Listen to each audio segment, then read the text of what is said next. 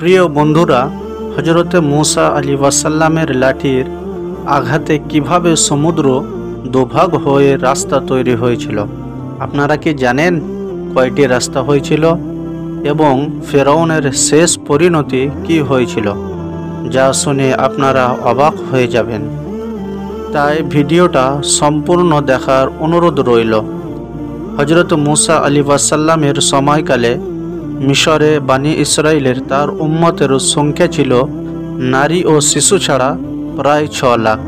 হজরত মুসা আলাইহিসসালাম তার উম্মতদেরকে নিয়ে সব সময় তিনি চিন্তিত থাকতেন, কারণ তাদের উপর ফেরাউন অস্বাভাবিক নির্যাতন করত, যার কারণে তাদের স্বাভাবিক জীবনযাপন অত্যন্ত কঠিন হয়ে পড়ে। হজরত মুসা আলাইহিসসালাম তার উম্মতের কষ্ট আর সহ্য করতে পারলেন না। তিনি আল্লাহর দরবারে হাত তুলে দেশ ত্যাগের অনুমতি চাইলেন। আল্লাহ তাআলা তার দোয়াকে কবুল করলেন এবং তার উপর ওহী নাজিল করে বললেন, হে মুসা, তুমি বানি ইসরায়েলদেরকে নিয়ে রাতের অন্ধকারে লোহিত সাগরের তীরে চলে যাও, যেন ফেরাউন ও তার দলের লোকেরা জানতে না পারে। আমি তোমাদেরকে পারাপারের ব্যবস্থা করে দেব আর ফেরাউনকে লোহিত সাগরে ডুবিয়ে মারব। হজরত মুসা আলাইহিসসালাম আল্লাহ তাআলার নির্দেশ পেয়ে গোপনে বানি ইসরায়েলের মধ্য থেকে তার অনুসারী ইমানদার ব্যক্তিদেরকে দেশ ত্যাগের সময় জানিয়ে দিলেন।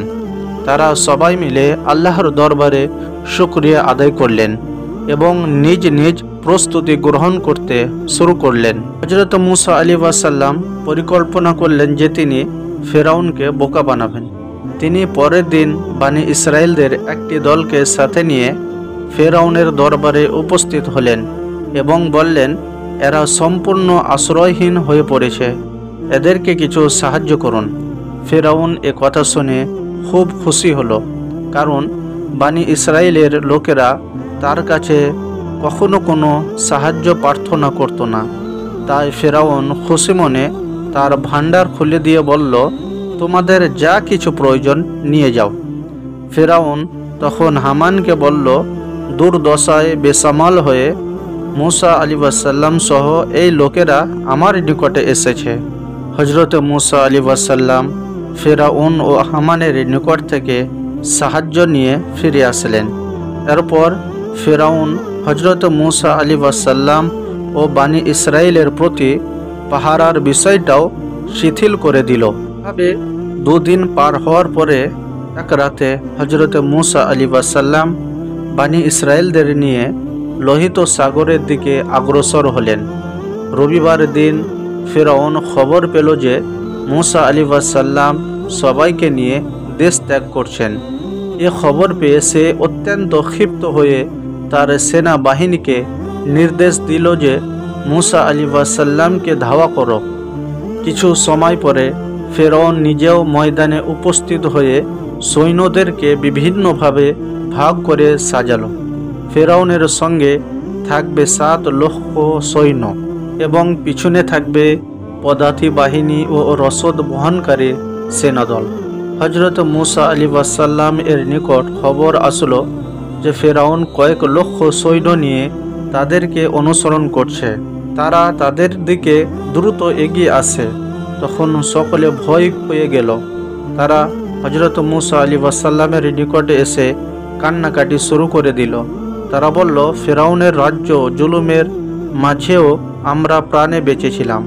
হজরত মুসা আলাইহিসসালাম সকলকে সান্ত্বনা দিলেন এবং তিনি বললেন, আমরা আল্লাহর নির্দেশে এখানে এসেছি।